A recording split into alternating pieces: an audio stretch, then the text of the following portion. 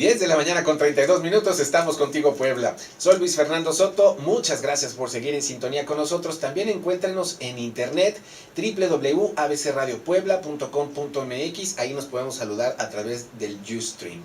Todos los viernes con nosotros Adolfo Gómez Rossi, nuestro historiador, y pues por supuesto el 5 de mayo, como dicen el 5 de mayo, sí, exactamente, los ¿no? Sí. Que bueno, siempre lo decimos, cada 5 de mayo creo que estamos frente a... Yo respetaría mucho lo que nuestros paisanos han hecho con el 5 de mayo. Claro. Algunos dicen, que era ignorancia, no sabían. Me vale, a mí eso no me importa. Bueno, ahorita lo vamos a hablar, ¿no? Es sí, su derecho. Exactamente. Y han logrado colocar una fecha y han logrado que todo Estados Unidos, hasta las marcas, bueno, Jeb Bush también habló en español, ha logrado meter un día de la mexicanidad en aquel país y pues... Vaya, hay muchas ciudades que son México, por ejemplo, Downtown LA, en el centro de Los Ángeles es el DF, no es otra cosa. Pero bueno, Adolfo, tú tienes muchísimos mejores comentarios sobre lo que fue la batalla y pues bueno, este impacto en Estados Unidos. Claro, pero no, de hecho tus comentarios son muy apropiados, porque hay un problema que tenemos los mexicanos con que los americanos celebran el 5 de mayo. Sí. Nosotros pensaríamos que deberían de celebrar el 16 de septiembre porque es el día de la independencia mexicana. Entonces la pregunta es, ¿por qué los mexicanos empiezan a celebrar el 5 de mayo y además le dan el título del Día de la Mexicanidad, ¿no? Y muchos, durante los 60s, los 70s, los historiadores asumían que los inmigrantes mexicanos, los inmigrantes que habían llegado ahí, habían llevado la costumbre del 5 de mayo a Estados Unidos, pero en las últimas 2 décadas se empezó a hacer toda una historiografía para saber cuándo surge el 5 de mayo, ¿no? Y aquí es algo muy interesante porque, como historiador, bueno, como una persona que le gusta la historia, hay personas que dicen, es que la historia nunca cambia, siempre es la misma, ¿no? Los hechos parecería que siempre son los mismos, por lo tanto la interpretación sería lo mismo. Pero hoy en día, basado en lo que dice Stuart Hall, nos dice que en realidad los hechos pueden ser los mismos, pero las interpretaciones son distintas. Entonces, estas interpretaciones van a variar cada generación. Nosotros no pensamos igual que nuestros abuelos. Entonces, cada generación le va a dar una interpretación distinta.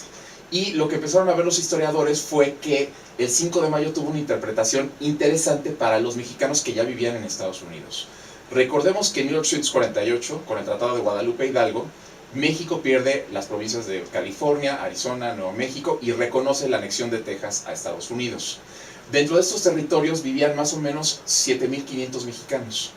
Estos mexicanos no son mucho, pero ellos van a tener una cultura mexicana que van a conservar todavía, ¿no? Y pensemos que México pierde estos territorios en 1848 y 14 años después es cuando se da la batalla del 5 de mayo. Entonces, la mayor población vivía en el estado de California. En 1848 descubren oro en California, en la región de San Francisco, y empiezan a llegar muchísimos más mexicanos, peruanos, chilenos, gente de Latinoamérica, ¿no? Y resulta que hay un racismo rampante de los californianos blancos hacia los mexicanos. Los mexicanos que vivían ahí tenían el derecho a que todos los documentos se escribieran en inglés y en español, tenían derechos que fueron pisoteados, ¿no? Uno de ellos, por ejemplo, fue que no se pagaran impuestos sobre el oro, pero sí se cobraban impuestos sobre las tierras. Los mexicanos tenían haciendas, por ejemplo, en la zona de Los Ángeles, y se les empezó a cobrar impuestos que no pagaron y se les expropiaron esos territorios. Entonces los mexicanos de Estados Unidos se sentían mexicanos y ciudadanos americanos.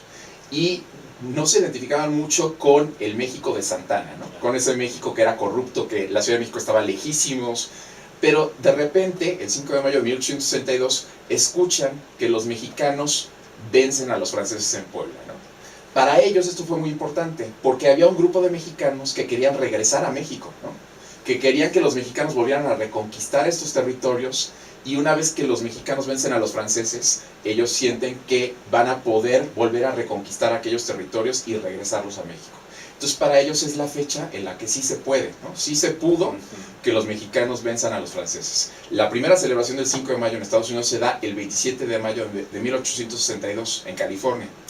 Y al año siguiente en la ciudad de Los Ángeles, los mexicanos hicieron un baile con corrida de toros y todo para festejar el 5 de mayo, ¿no? Estamos hablando del 5 de mayo de 1863. En todas las ciudades de California, de Oregon y Nevada, se formaron juntas anuales de colonos mexicanos que iban a celebrar la fiesta del 5 de mayo.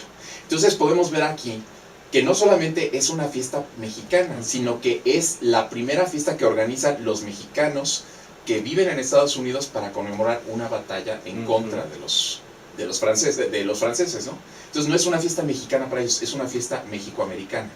Wow. Y entonces la celebración ya lleva casi desde que se hizo la batalla del 5 de mayo. O sea, va junto, los 150 años que tiene la batalla, va junto con las celebraciones en los Estados Unidos. Hoy por hoy, bueno, ya es como el Thanksgiving, tiene esa connotación, incluso, vaya, hay especiales en los comercios, claro, todo lo que tenga que ver con lo mexicano, porque claro, hay muchos norteamericanos blancos que disfrutan de lo mexicano. Claro. Y en Estados Unidos, como es una cultura de migrantes, casi cada pueblo tiene su día festivo. Los irlandeses tienen el día de San Patricio, algunas colonias italianas tienen el día del Carmen, los mexicanos tienen el 5 de mayo, ¿no? Y en Tucson yo viví y hacían una fiesta grandísima en el barrio mexicano, cerraban todo un parque, traían mariachis, traían los antojitos del norte, ¿no? De Sonora, las chimichangas, los burritos, y se convertía en este día grande para los mexicanos, ¿no? Y tengo familia en Estados Unidos que me felicita de este día, y aquí en México, no.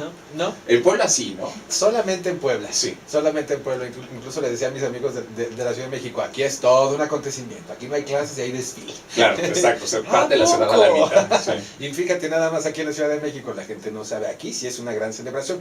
Pero entonces nunca se enteraron los mexicanos en Los Ángeles en el 63, en 1863, que entonces, bueno, el nuevo sitio de la ciudad, cuando ya cayó, un año después. Hubo un debate sobre si debían de no celebrarlo, ¿no? Sobre todo porque hubo el sitio y decidieron hacerlo porque era la única victoria que habían tenido los mexicanos, ¿no? Hasta ese momento, ¿no? Hasta ese momento. Entonces hay personas que se burlan, dicen, los mexicanos son el único país del mundo que celebra una batalla y los otros celebran la victoria de una guerra, ¿no? Pero pues es que el siglo XIX fue trágico, ¿no? Y hay algo más interesante, Porfirio Díaz convierte el 5 de mayo en la fiesta nacional. El 5 de mayo, el 2 de abril, porque él participa dentro de la batalla del 5 de mayo. Exacto. Entonces, cuando viene la Revolución Mexicana, esta fiesta se le resta poder porque se asociaba mucho con el porfirismo, ¿no?